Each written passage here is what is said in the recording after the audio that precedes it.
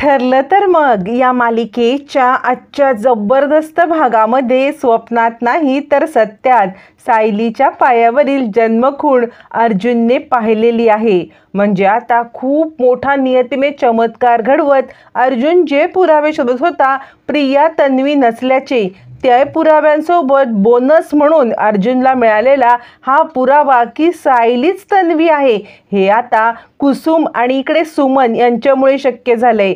सुमनने तन्वीच्या पायावरील उजव्या पायावरील तुळशीपत्राच्या खुणेचं सांगताच इकडे सायलीच्या पायावरील खूण अर्जुनला दिसताच आता मात्र प्रिया नाही तर सायली हीच तन्वी आहे हे सत्यामध्ये सिद्ध झालंय। आणि या सगळ्यामधून मालिका आता आपल्याला हवे असलेल्या एका पॉझिटिव्ह वळणावरती आलेली आहे। हे सगळं कसं घडलं, अर्जुनने सत्य कसं शोधलं आणि सत्य शोधल्यानंतर ते सगळ्यांच्या समोर कसं आणलं हे या व्हिडिओमध्ये पाहूया। आता इकडे अर्जुनने युक्ती केलेली असते, काहीही करून प्रिया ही तन्वी नाही हे सिद्ध करण्यासाठी आधी स्वतःला विश्वास बसला पाहिजे की खरंच प्रिया ही तन्वी नाहीये। मग त्या दृष्टीने प्रयत्न करून प्रियाकडून पुरावे घेऊन मग ती तन्वी नाही हे सिद्ध करण्यासाठी वकील अर्जुनने पहिली स्टेप घेतलेली असते, ती म्हणजे प्रतिमाची साडी प्रियाला देऊन तिची रिॲक्शन पाहणं। आणि प्रियाला सरप्राईज म्हणून प्रतिमाची साडी दिल्यावरती प्रियाच्या मनामध्ये आता वेगळेच विचार येतात। हा काय डोक्यावर पडलाय का? कळकट्ट मळकट्ट जुनी साडी घेऊन मला आता इम्प्रेस करण्याचा प्रयत्न करतोय सिरियसली? या अर्जुनला स्वतःचं असं डोकं काही नाहीच आहे, हे कसलं काय मला आणून दिलंय? पण मी जर का आत्ता हे घेतलं नाही तर मात्र आता माझ्यावरचा याचा संशय चांगलाच बळावेल। आणि हा आता या सगळ्यामध्ये मी आता कशी माझ्या आईची साडी घेतली नाही म्हणून माझ्यावरती संशय येईल। काय करू सध्या तरी मला ही साडी घेणं भाग आहे असा विचार करत प्रिया आता ती साडी घेण्याचा विचार करते। पण या सगळ्यामध्ये ती साडी घेते खरी आणि सायली हे सगळं पाहत असते। आता अर्जुनला या सगळ्यामध्ये प्रिया साडी घेईल असं अजिबात वाटत नसतं, पण प्रियाने अचानक वेळेला मनामध्ये विचार करून ती साडी घेतल्यावरती अर्जुन विचार करतो की हिला पकडणं इतकं सोपं नाहीये। मला तर वाटलं होतं की ही साडी बघेल, ही कसली कळकट्ट मळकट्ट साडी दिलीस असं म्हणेल, पण हिने तर डाव बदलला। म्हणजे ही वाटते तितकी साधी सोपी सरळ नाही, हिला पकडण्यासाठी आता मला वेगळा सापळा रचायला पाहिजे असा विचार करत अर्जुन आता इकडे वेगळाच डोक्यामध्ये प्लॅनिंग करत असताना प्रिया म्हणते, काय सांगू अर्जुन तुला, ही साडी माझ्यासाठी किती इम्पॉर्टंट आहे। नुसता या साडीचा स्पर्श झाला ना तरी मला रडू कोसळतं रे। माझ्या आईची साडी आहे अर्जुन, आज मला तू ही साडी देऊन जे काही माझ्यावरती उपकार केलेस ना ते मी कधी विसरणार नाही असं म्हणत इकडे आता मुद्दामच प्रिया नाटक करत असते। सायली हे सगळं पाहते आणि ती विचार करते ह्यांचं नक्की चाललंय तरी काय, म्हणजे अर्जुन सर असं का वागतायत, असं वागून त्यांना काय सिद्ध करायचं हे काय माहिती। प्रियाने तर ती साडी घेतली, यांच्या डोक्यात काय चाललंय काही समजतच नाहीये। आणि अर्जुन विचार करतो नाही हिला पकडण्यासाठी हा प्लॅन उपयोगाचा नाहीये, आता मला प्लॅन बी आता अंमलात आणावाच लागेल। आणि सायली मात्र साधीभोळी विचार करत असते की अर्जुन सर उगाचच प्रियावरती संशय घेत आहेत, आईच्या साडीबद्दल तिला किती अटॅचमेंट आहे याच्यावरूनच ती खरी तन्वी आहे हे सिद्ध होतंय ना, पण अर्जुन सरांचं काहीतरी वेगळंच आहे असा विचार करत मग मात्र आता इकडे सायली रूममध्ये येते। तोपर्यंत इकडे आता महिपत बोलत असतो आणि तो सांगत असतो, काय सांगू साहेब, म्हणजे या सगळ्यामध्ये आमचं भरपूर नुकसान झालंय हो, या आश्रमाचं काही निकाल लागत नाही त्यामुळे रिसॉर्ट बांधता येत नाही, पण या सगळ्यामध्ये तुम्ही आम्हाला काहीतरी मदत करा जेणेकरून आमचे बाकीचे बिझनेस तरी चालू होतील असं म्हणत तो आता कुणाशी तरी बोलत असतो। तितक्यात नागराज तिकडे येतो आणि त्यावेळेला महिपत म्हणतो, काय नागराज शेठ शतपावली करताय का तुम्ही, म्हणजे खरं तर सुभेदारांच्या परिवारामध्ये जाऊन तुम्हाला जेवण जास्त झालेलं दिसतंय, हे जेवण जिरवण्यासाठी तुमची जर का शतपावली चालू असेल तर चालू द्या शतपावली। याच्यावरती आता इकडे नागराज म्हणायला लागतो, काय सांगू तुला, या प्रियानी तर डोक्याला अगदी ताप आणून ठेवलेला आहे, म्हणजे खरं सांगायचं तर ह्या प्रियाचं काय करायचं मला काही कळतच नाहीये। यावरती मग मात्र महिपत म्हणतो, हे बघा त्या प्रियाला तिकडे राहू दे, आपण इकडे राहूया, या सगळ्यामध्ये प्रियाचा विचार करणं बंद करा, तिला म्हणा फक्त तिकडे तू आनंदात राहा, इकडे आम्हाला आनंदात राहू दे, या पलीकडे तिला काही बोलण्याचा तुम्ही प्रयत्न सुद्धा करू नका. कारण काहीही प्रयत्न केलात ना तरी सुद्धा पालथ्या घड्यावरती पाणी आहे आणि ती प्रिया या सगळ्यामध्ये काहीही आपल्याला हे करणार नाही. त्यामुळे सध्या जे चाललंय, जसं चाललंय तसंच सगळं होऊ दे. फक्त आता आपण इकडे निवांत राहू, प्रियाला तिकडे निवांत राहू दे. असं जरी महिपती म्हणत असला तरी महिपतीच्या डोक्यामध्ये जे कारस्थान चालू असतं ते नागराजला काही माहीत नसतं. आणि नागराज विचार करतो, महिपतीने अशा नांग्या कशा टाकल्या? तोपर्यंत इकडे आता रूममध्ये आल्यावरती सायली सांगत असते, अर्जुन सर, अहो तुमचं काय चाललंय? का तुम्ही त्या प्रियाच्या मागे लागल्यात? अर्जुन म्हणतो, अजिबात नाही, मला 100% खात्री आहे की ती प्रिया ही तन्वी नाहीच आहे. यावरती सायली म्हणते, सर तुमचं काय चाललंय? आत्ता तुम्ही पाहिलंत ना, आणि मुळातच तुम्ही तिला साडी देऊन काय सिद्ध करायला गेला होतात?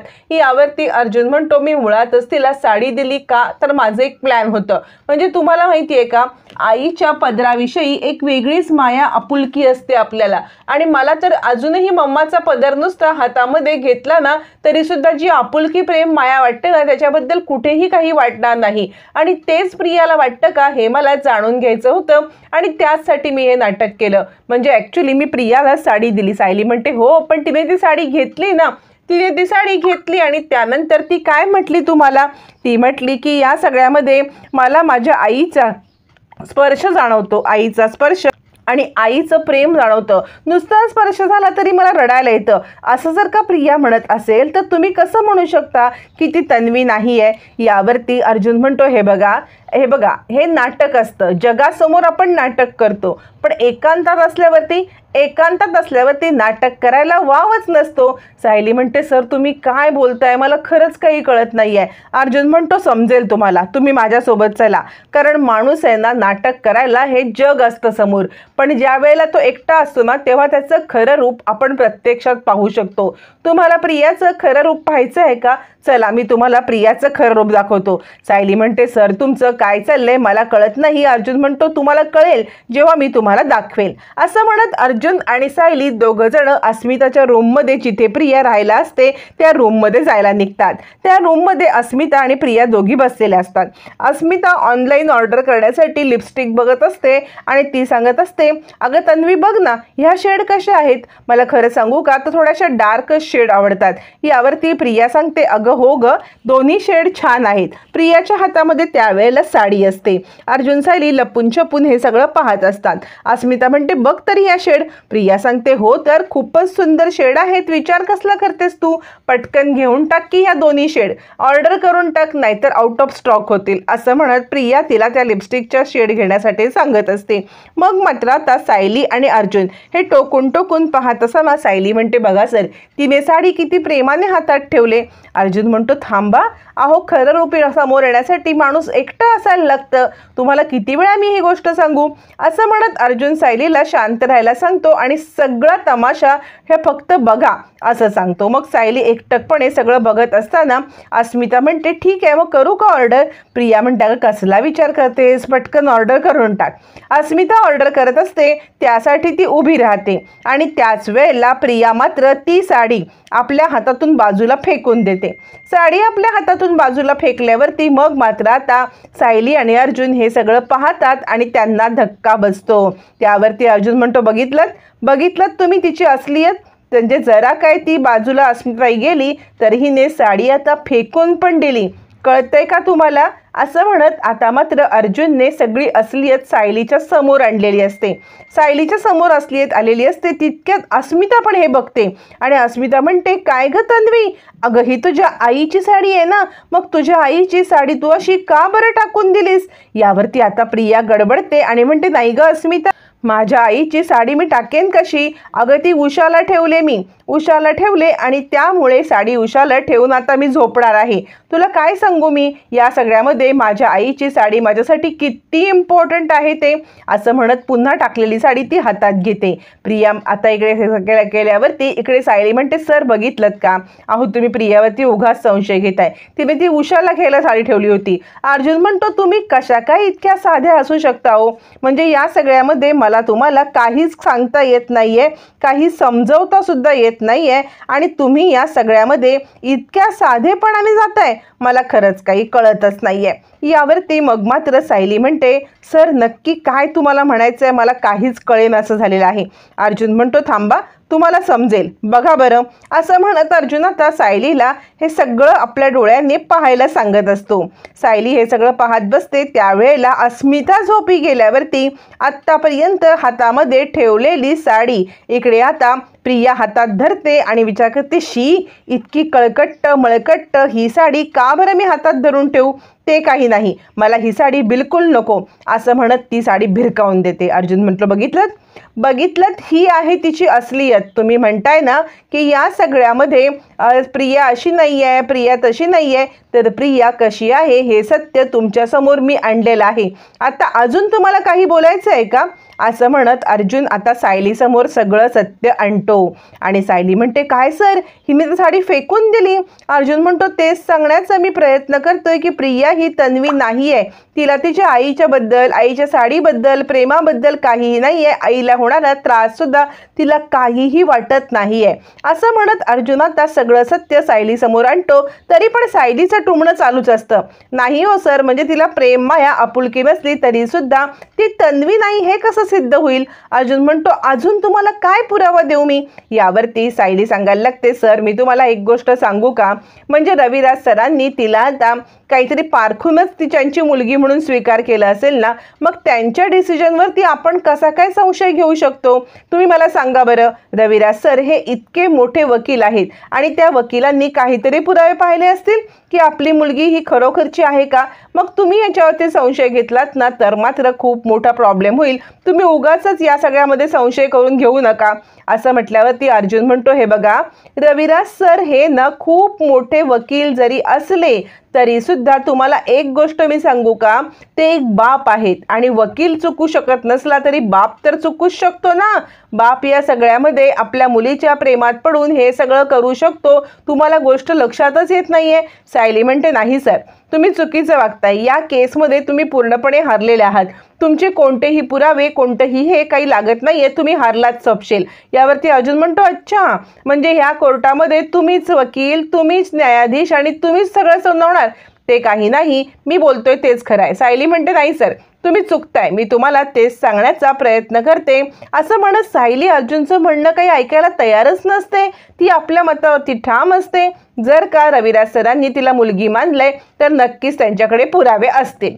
असं म्हणत ती निघून जाते. अर्जुन विचार करतो, नाही सायली, तुम्ही जरी साध्या सोप्या सरळ असलात ना तरी मला माहिती आहे की प्रिया ही तन्वी नाही आहे आणि हे मी सिद्ध करणार म्हणजे करणार. तुम्ही मला एक चांगला पॉईंट दिलेला आहे. तो पॉईंट म्हणजे की रविराज सरांनी काहीतरी पुरावे बघितले असतील ना, मग जे पुरावे रविराज सरांनी बघितले त्याच पुराव्याला मला चॅलेंज करायला पाहिजे. पण ते पुरावे काय आहेत हे सुद्धा मला समजायला पाहिजे. जोपर्यंत ते पुरावे काय आहेत हे मला समजत नाही तोपर्यंत मला कळणार नाही की नक्की रविराज अंकलनी किंवा सिनियरनी नक्की हे का केलेलं आहे आणि ते पुरावे कुठे शोधायचे. म्हणून आता त्याला आठवण येते ती म्हणजे सुमनची. कारण रविराजला डायरेक्ट काही विचारलं तर उगाचच तन्वी सावध होऊ शकते आणि तन्वीला सावध होऊ न देण्यासाठी आता मात्र हा सगळा प्लॅन अर्जुन करतो आणि सुमनची भेट निर्णायक ठरणार असते. तोपर्यंत इकडे आता सकाळी उठून प्रिया किचनमध्ये येते आणि चहा बनवते. सायली तिला अडवते आणि काय ग प्रिया, म्हणजे तू तर कॉफी पितेस, मग तुला चहा कशासाठी. यावरती आता मात्र प्रिया म्हणते, तुला काही प्रॉब्लेम आहे का, म्हणजे मी माझ्या आईसाठी चहा घेऊन चाललेली आहे. माझ्या आईला मला चहा द्यायचा आहे. यात पण तुला काही प्रॉब्लेम असेल तर तू मला सांगू शकतेस. यावरती सायली म्हणते, नाही ग, मला कसला प्रॉब्लेम असेल, मला कसलाही काहीही प्रॉब्लेम नाही आहे. तू तुझ्या आईसाठी नक्कीच चहा घेऊन जाऊ शकतेस. फक्त मी तुला इतकंच सांगेन की या सगळ्यामध्ये जर का प्रतिमात्यांना त्रास होत असेल तर असं काही तू वागू नकोस. त्यांना कोणत्याही प्रकारचा त्रास होणार नाही याची तू काळजी घे असं म्हणत आता मात्र सायली प्रियाला नीट समजावून सांगते की त्यांना त्रास देऊ नको, निवांतपणे चहा दे, निवांतपणे गप्पा मार. यावरती प्रिया म्हणते तू नको मला सांगूस की कसं वागायचं ते, माझ्या आईशी बोलण्यासाठी मला कोणाची परवानगीची गरज लागत नाही असं म्हणत चिडलेली प्रिया तिकडून तनतन करत निघून जाते. इकडे सायली विचार करते म्हणजे सर म्हणतायत ना तसं काहीही तथ्य असेल असं मला वाटत नाहीये, कारण किती काही झालं ना तरी प्रियाला तिच्या आईची किती काळजी आहे. म्हणजे आता प्रतिमात्यांना चहा नेऊन देणं, प्रतिमात्यांना बोलणं, त्यांच्याशी भेटणं किंवा त्यांनी एक शब्द बोलावा म्हणून हिचं तडफडणं हे काही खोटं असू शकत नाही. सायली जितकी साधी असते तितकीच प्रिया डॅम्बिस आणि तितकाच अर्जुन हुशार, त्यामुळे हुशार अर्जुन हे सत्य आता शोधून काढणारच असतो. मग इकडे प्रिया आता प्रतिमाच्या रूममध्ये येते. प्रतिमाच्या रूममध्ये आल्यावर ती नाटक करत ती आता आई आई ऐक ना, मी तुझ्यासाठी चहा घेऊन आलेली आहे, आई तू चहा पिशील ना असं म्हणत नाटक करायला लागते. प्रतिमा तिला मला सध्या चहा नको, तू ठेवती ते मी नंतर चहा घेईन असं सांगण्याचा प्रयत्न करते, पण प्रिया कुठली ऐकायला. आई ऐक ना, आई ऐक ना, तू हा चहा घे ना, आई ऐक ना असं म्हणत प्रिया तिच्या मागेच लागते. फायनली प्रतिमा म्हणते तू एक काम कर, हा चहा तिकडे ठेव, मी नंतर तो चहा घेईन. पण प्रिया काही ऐकायला तयार नसते. आई तू बस ना, मला तुझ्याशी महत्त्वाचं बोलायचं आहे असं म्हणत प्रिया आता प्रतिमाकडून काहीतरी माहिती म्हणजे आता नक्की तिला का वाटलं की मी तन्वी नाही आहे हे जाणून घेण्यासाठी तिकडे आलेली असते. मग ती प्रतिमाला म्हणते आई ऐक ना, मला माहिती आहे की तुला माझ्याविषयी प्रेम आपुलकी माया काही वाटत नाही, पण तरीसुद्धा मला तुझ्याशी बोलायचंच आहे. ऐक ना, तुला का बरं असं वाटतं की मी तुझी मुलगी नाही आहे म्हणून? तुला वाटत नाही का की मी तुझी खूप काळजी घेते म्हणून? मग तू का बरं असं म्हटलीस की मी तुझी मुलगी नाही आहे असं म्हणत ती डायरेक्ट आता विषयाला हात घालते. त्यावरती आता मात्र प्रतिमा काहीच बोलायला नकार देते.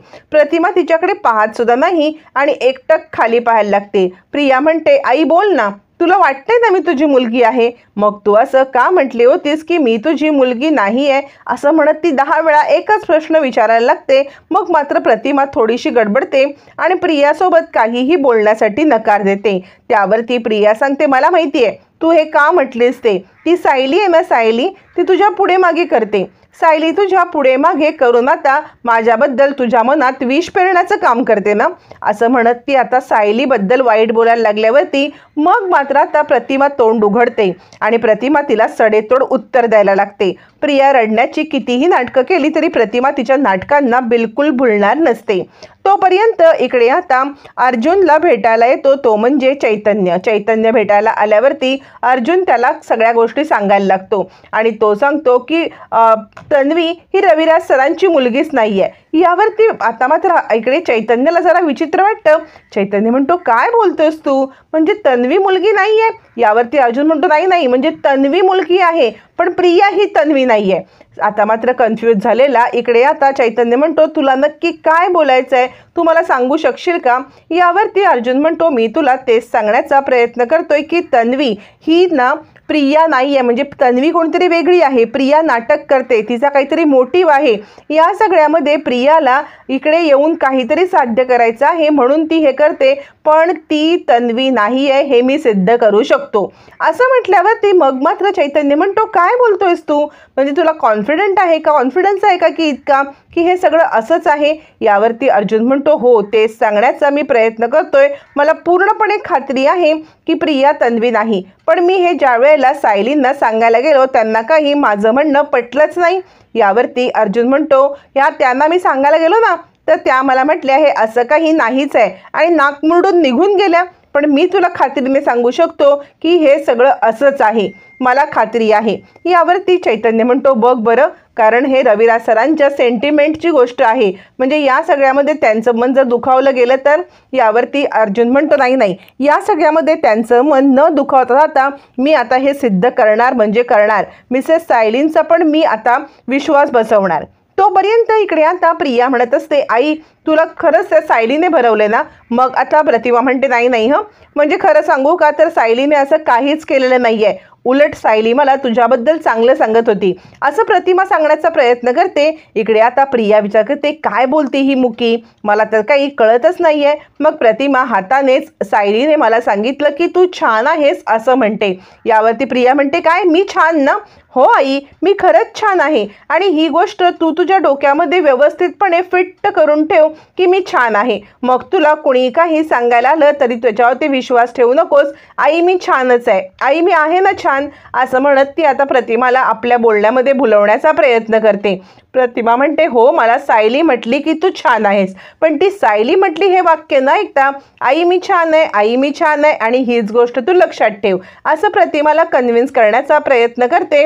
आणि आता ती सांगते, आई कुणी किती माझ्याबद्दल तुला काही सांगण्याचा प्रयत्न केला तरी सुद्धा तू त्यांचं म्हणणं काही ऐकू नकोस. मी छान आहे ही गोष्ट लक्षात ठेव.